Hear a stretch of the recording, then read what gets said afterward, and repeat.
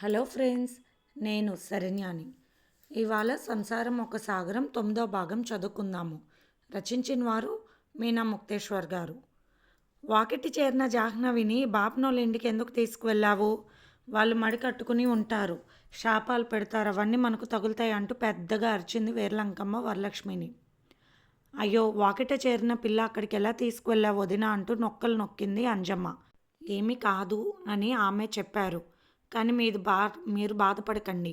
ఏమీ తెలీదు. అడవి జంతువులుగానే ఉంటే సరిపోతుంది ఇంట్లో. లేడీ ఏదన్నా కనబడితే వేటాడుకు తిందామన్నట్టు మొరటుగా మందలా ఇలాగే చావండి అంటూ చాలా కోపంగా మాట్లాడింది వరలక్ష్మి. ఇంత తింగర్ దాన్ని తీసుకొచ్చి కొంపలో ఎట్లా ఇచ్చారు ఆ మంద అంటూ ఎక్కడ లేని కోపం తెచ్చుకుని తిడుతూ ఉంది వరలక్ష్మి. ఎప్పుడూ లేదు వరలక్ష్మిలో, పుట్టినాక కోపం చూడటం ఇదే మొదటిసారి ఇంట్లో వాళ్ళకు. మరొక మాట, బామ్మగారి దగ్గరికి వెళ్తే పోలీస్ వెంకటస్వామికి అక్కడికి వచ్చాడు. ఇప్పుడేదో కేసులు పెడుతున్నారట ఆడపిల్లల మీద. అత్త, తోడికోళ్ళు, ఆడబడుచులు ఏదైనా చేస్తుంటే విపరీతంగా శిక్షిస్తున్నారట. మనం తెలిసిన వాళ్ళమని పనిమాల చెప్పమన్నాడు. జాగ్రత్తగా అంట ఉండండి. ఇంటి కోడల్ని హింస పెడితే చాలా బాధలు వచ్చి పడతాయని చెప్పాడు అంటున్న వరలక్ష్మి వైపు భయంగా చూశారు అంజమ్మ, వీర్లంకమ్మ. అప్పుడే పైనుండి దిగి వచ్చిన భూలక్ష్మిని చూసు, ఎందుకే ఇక్కడ నువ్వు? అన్ని రోజులు ఇదే ఊరు కదా మీ అత్తగారు ఊరు? ఆమెకి బాగాలేదని చెప్పావు కదా, ఇక్కడ ఉండడం ఎందుకు? ఇంటికి వెళ్ళిపో. తోడుకోళ్ళు వస్తుందని చెప్పావు. ఏమో ఎవరు చెప్పొచ్చారు? మీ అత్త ఏదైనా పొలం పొట్ర కొని ఉంటుందేమో. ఆ కాగితాలు రహస్యంగా నీ తోడుకోళ్ళకి ఇస్తుందేమో. ఏమో నాకు అలా అనిపించిందంటూ అక్కడే చాపు ఉంటే అలాగే పడి నిద్రపోతున్న జాహ్నవిని చూసింది వరలక్ష్మి. ప్రాణం విలవెల్లాడిపోయింది. ఏమీ తినలేదు, పిచ్చిమొఖం నొప్పి బాధపడలేక అలాగే అలసిపోయి నిద్రపోయింది. పెసరపప్పు పులగం పెట్టమని చెప్పింది బామ్మ. అనుకుని, వదినా నేను ఊరు వెళ్తున్నాను, నాకు కాస్త పులగం వండి పెట్టవా, పప్పు బియ్యం చెరి సగం వేసి బెల్లంతో అని ప్రేమగా అడిగింది అంజమ్మను. అసలే కోపంగా ఉంది, నా మీద ఏదో ప్రేమగా మాట్లాడుతుంది అనుకుని అంజమ్మ చకచక వండటానికి వెళ్ళింది. పొయ్యి నిప్పులు ఆరిపోయాయి. వెదవసంత పోయేది పోక మళ్ళీ పప్పు పొంగలట. దేని ముఖానికి నేను వండాలి. కాపురానికి వచ్చిన కాడి నుండి పొద్దుపోయే వరకు పోయి కడే సరిపోతుంది. బతుకంత వెదవసంత అని తిట్టుకుంటూ వండుతుంది అంజమ్మ. అష్టకష్టాలు పడి వండింది అంజమ్మ. ఆ పాత్ర లోపలికి తీసుకురా, నే డబ్బా కూడా అంటూ జాహ్నవి నిద్రపోతున్న చోటుకు అవన్నీ చేర్చింది వరలక్ష్మి. ఏంది, కుండలో మొత్తం మింగుతుందా అని తిట్టుకుంది లోపల అంజమ్మ. జాహ్నవిని లేపి పప్పు పొంగల్లో బాగా నెయ్యి వేసి తినిపించింది వరలక్ష్మి. పెద్దగా ఏడ్చేసింది జాహ్నవి. అమ్మా అంటూ వరలక్ష్మిని కౌగిలించుకుని. ఏంటమ్మా అంటూ కళ్ళు తుడుచుకుంది వరలక్ష్మి. ఆ వదిన, అమ్మా అమ్మా అన్న ఒకటేగా, అందుకే అలా పిలిచాను, కోపగించుకోకు పిన్ని అన్నది జాహ్నవి భయంగా.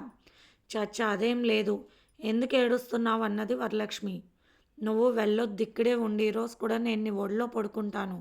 ఇలా ఉన్నప్పుడు మా అమ్మ ఈ పులగం పెట్టి తన ఒడిలో పడుకోబెట్టుకుని పాట పాడేది. నొప్పి తెలిసేది కాదు నాకు. అయినా వాకిట్ చేరే వారం ముందు నుండి కొబ్బరి నీళ్ళు, నిమ్మకాయలు ఇచ్చేది. ఇంత నొప్పి వచ్చేది కాదు అంటూ బాధగా వెళ్ళొద్దమ్మా మీరని బతిమాలింది జాహ్నవి. ఊరుకోమ్మా, అలా ఏడవకు అన్నది బాధగా వరలక్ష్మి. నేను నీతో వచ్చేస్తాను వదిన అంటూ ఏడ్చింది జాహ్నవి.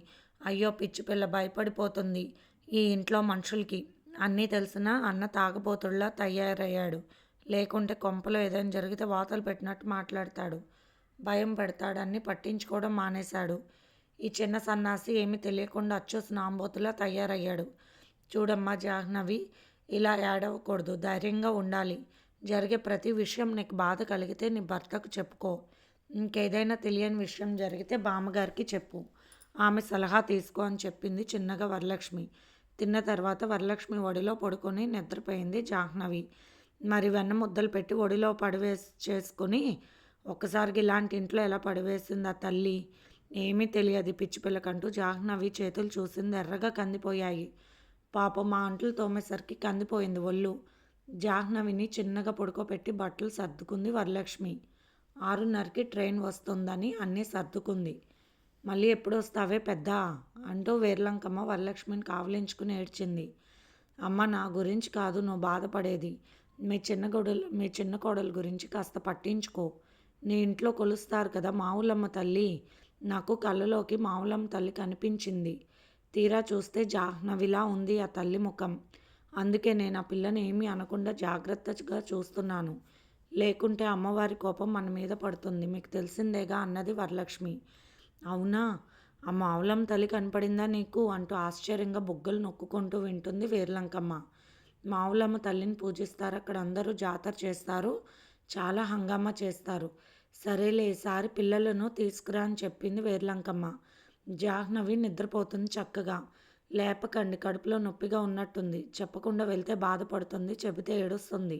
ఎలా అనుకుని జగపతిని తీసుకుని రైల్వే స్టేషన్కి వెళ్ళింది వరలక్ష్మి. జాగ్రత్త తమ్ముడు అంటూ జగపతికి జాగ్రత్తలు చెప్పింది. సరే అక్క అని వెన్ను తిరిగాడు జగపతి. ట్రైన్ తన దారి తను కదిలిపోయింది. జాహ్నవిని తలుచుకున్న వరలక్ష్మి కళ్ళల్లో నీళ్ళు ఆగలేదు. పిచ్చి పిల్ల, నేను ఊరు వెళ్ళని తెలిస్తే బాగా ఏడుస్తుంది. ఆ పిల్లని బాగా చూసుకుంటే అంతే చాలు అనుకుని బాధపడి దారి వైపు చూస్తూ ఉంది. వచ్చే దారి తనకు వెనక్కి వెళ్ళిపోతున్నట్లు, తన ముందుకు వెళ్ళిపోతున్నట్టు చిత్ర విచిత్రాలుగా కనపడుతుంది. ట్రైన్లో బయటకు చూస్తే జీవితం కూడా ఇంతే. ముందుకు వెళ్తుందో వెనక్కి వెళ్తుందో ఏదీ తెలియదు. ఎవరో పెద్ద ఆవిడ అన్నట్టు సంసారం ఒక సాగరం, ఈదక తప్పదు, కెరటాల రాక తప్పవు అని అనుకుంటూ ఇంటి దగ్గర సంగతులు ఎలా ఉన్నాయో అని ఆలోచనలో పడింది వరలక్ష్మి. అంతే, ఏ మనిషికైనా ఒక ఆలోచనకి ఒక సమయం అంటూ ఉంటుంది. మళ్ళీ వేరే ఆలోచన మనసులోకి వచ్చేస్తుంది. ఆ మరుపు అనేది లేకపోతే మనిషి మనుగడే కష్టం అనుకుంటూ వెనక్కి వాలింది వరలక్ష్మి. వరలక్ష్మి వాళ్ళు రైల్వే స్టేషన్కి వెళ్ళాక భూలక్ష్మి ఆలోచనలో పడింది. చిన్నప్పటి నుంచి అక్క ఏదైనా చెబితే అది జరిగేది. అది ఒక నమ్మకం. ఇంట్లో వరలక్ష్మి మాట అంతే. ఏదన్నా సరదాగి అన్నా కూడా అనుకోకుండా అలా జరగడంతో ఇంట్లో వరలక్ష్మి మాట అంటే కాస్త భయమే అందరికీ. ఒకవేళ నా తోడుకోడలు వస్తే ఏదన్నా స్థలం కాగితాలు దాచిపెట్టి దానికి ముడుపు కడుతుందేమో మా అత్త.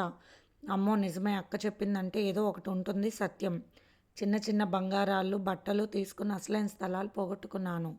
ఇక నుంచి మా అత్తను జాగ్రత్తగా చూసుకుని ఆ స్థలం కాగితాలు ఏవో నేను తీసుకోవచ్చు, వెంటనే వెళ్ళిపోవాలని తల్లికి చెప్పింది. వెళ్ళి ఎందుకే పొద్దుపోయిందిగా ఇప్పుడు ఎందుకు 4 రోజులు ఆగి వెళ్ళవే అన్నది వేర్లంకమ్మ. అయినా అత్తకి సేవలు చేయాలంటే కష్టం కదా తల్లి అని కూతుర్ని తల నిమురుతో చెప్పింది వేర్లంకమ్మ. అవును, కూతురికి అత్తగారికి చేయాలంటే కష్టం, కాను నాకు పని చేయడం కష్టం కాదే చెత్తముండా అని అత్తగారిని తిట్టుకుంది అంజమ్మ. అయ్యో, అత్తమ్మ చెప్తుంది చాలా నిజం. ఉండు భూలక్ష్మి, వచ్చినట్టు లేదు వెళ్ళినట్టు లేదు అని పైకి నాటకం మొదలుపెట్టింది అంజమ్మ. అమ్మో అదంతా నాకు తెలియదు, నేను వెళ్ళిపోవాలంటూ పక్క గుడిసెలో ఉన్న వాళ్ళ ఆటోలో బయలుదేరింది తన అత్తగారింటికి భూలక్ష్మి. అబ్బా, గోల వదిలింది. లేకుంటే దానికి పెసరపాకం దీనికి జీడిపాకం చేయలేక చచ్చాను. ఇవి ఆడపడుచులు కావు రాకాసులని లోపల సంతోషపడింది భూలక్ష్మి. వెళ్ళిపోతే అంజమ్మ అత్తమ్మ కూతుళ్ళు వెళ్ళారని దిగులు పడకు, నేనున్నాను కదా నీకు మంచి చెడ్డ చూసుకోవడానికి. ఇందాకడ పడి నిద్రపోతుంది, అలాగే పడుకుంది చిన్న కోడలు. భయం భక్తి ఏమీ లేవు అసలు. అత్తమ్మ ముందు అలా పడుకోకూడదంటే నాకెందుకు అనవసరం అంటూ పడుకుంది. ఎలా నిద్రపోతుందో చూడత్తమ్మ. కాపురానికి వచ్చి నువ్వు ఏనాడైనా కంటి నిండా నిద్రపోయావా? ఆనాడు నువ్వెంత కష్టాలు పడ్డావు, నువ్వు చెప్పింది గుర్తు చేసుకుంటే నేను నాకు బాధగా ఉందంటూ దొంగ కన్నీళ్ళు తుడుచుకుంది అంజమ్మ. ఒసే దాని లేపు ముందు అంటూ రంకెలు వేసింది వేర్లంకమ్మ. ఎట్టా పడుకుందో చూడు, సిగ్గు శరం లేదు, ఆడబిడ్డలు వెళ్ళినా లెక్కలేదు. తోడుకోడలు ఒకతే పనిచేస్తుందన్న బుద్ధి లేదు. అత్త అంటే అస్సలు గౌరవం లేదు, ఇష్టం లేదని మంత్రాలు అత్తగారికి వినపడేలాగా చదువుతూ అబ్బో వాకిటే చేరింది కదూ అని అనుకుంటూ అక్కడ ఒక చెక్క స్కేల్ ఉంటే దాన్ని పెట్టి ఒకటి చరిచింది జాహ్నవిని. ఒక్కసారిగా ఉలిక్కిపడి లేచి అమ్మా అంటూ అరిచింది జాహ్నవి. ఏమిటా పడక దరిద్రము, సమయం సందర్భం ఉండక్కర్లేదు మాయదారం ముఖం వేసుకుని అంటూ తోడుకోడలు ఇష్టం వచ్చినట్టు తిట్టింది జాహ్నవిని అత్తగారికి వినపడకుండా. నేనేం చేశానక్క, నాకు మరీ కడుపులో నొప్పి వస్తుంది, అందుకే పడుకున్నాను, నీకు తెలుసుగా అన్నది జాహ్నవి అమాయకంగా ఏడుపు మొహంతో. అందరికీ ఉంది సంతని, ఒక్కదానికే కాదు. పైకి లేచి పొట్టుపోయి కూర్చాలి, వంట చేయొద్దు అంటూ కసిరింది అంజమ్మ. పొట్టుపోయి అంటే అన్నది జాహ్నవి కళ్ళు పెద్దవి చేసి చూస్తూ. ఏడ్చినట్టుంది. ఈ చెత్తముండ ఏమీ తెలియని దాన్ని తీసుకొచ్చి అంట కట్టింది నా ప్రాణానికని అత్తవైపు చూసి మనసులో తిట్టుకుంది అంజమ్మ. రా బయటికి నేను చూపిస్తానన్నది అంజమ్మ కోపంగా. వదినేది అని అడిగింది జాహ్నవి. ఎక్కడుంది, వెళ్ళింది వాళ్ళ అత్తగారింటికి అని చెప్పింది అంజమ్మ చిరాగ్గా. వదిన్ గారు ఏరి అని అడిగింది మళ్ళీ జాహ్నవికి ఏడుపు వస్తుంటే. ఆవిడ వెళ్ళిందని అన్నది తిప్పుకుంటూ అంజమ్మ. ఇంకంతే జాహ్నవికి చాలా ఏడుపు వచ్చేసింది. మరి నేను ఎందుకు ఎక్కడికి వెళ్ళకూడదు, ఇక్కడ నాకు భయంగా ఉందమ్మా, అయినా పొద్దున్న నుండి రాలేదు ఎందుకో, నేనేం చేశాను అందరినీ, అందరూ నన్ను ఇలా తిడుతున్నారని అనుకుంటూ మనసులో ఏడుస్తూ ఉంది జాహ్నవి.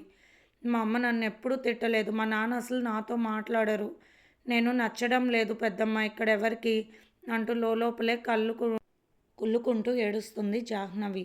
తల్లి, నువ్వు పెద్ద దరిద్ర దేవతలా ఉన్నావు, ఇక ఆపిరా అని జాహ్నవిని వంటింట్లోకి తీసుకెళ్ళింది అంజమ్మ.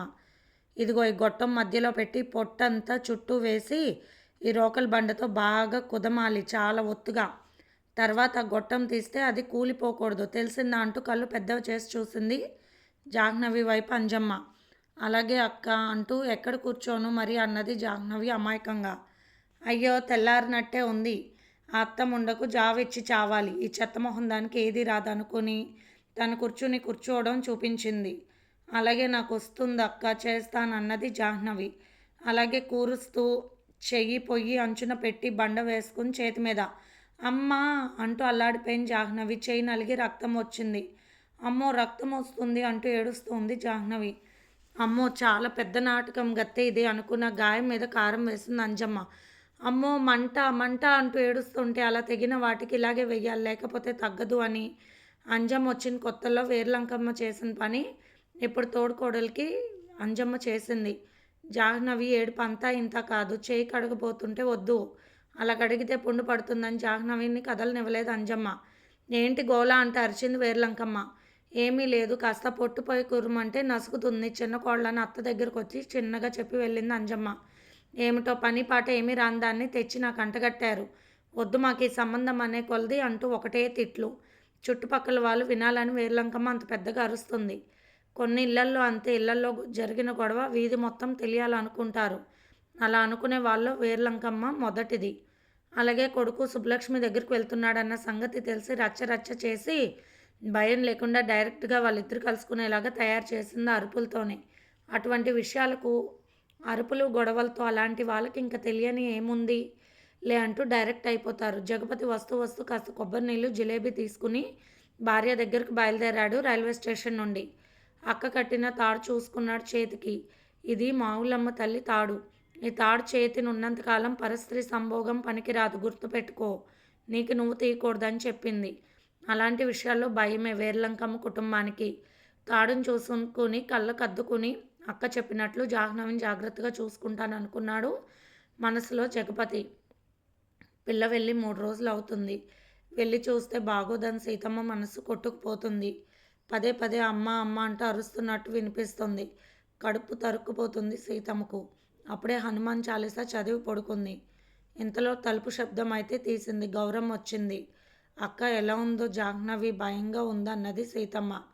అలాంటి ఇంట్లోకి ఇచ్చాక భయం లేకుండా ఎలా ఉంటుందని మనసులో అనుకున్న గౌరమ్మ, ఆ శివయ్య ఎవరికి ఏ లెక్క రాస్తాడో ఎవరికి తెలుసు, నన్ను గొడ్రాల్ని చేసిన నీ బిడ్డలను నా కళ్ళల్లో పెట్టుకొని చూసే అవకాశం ఇచ్చాడు.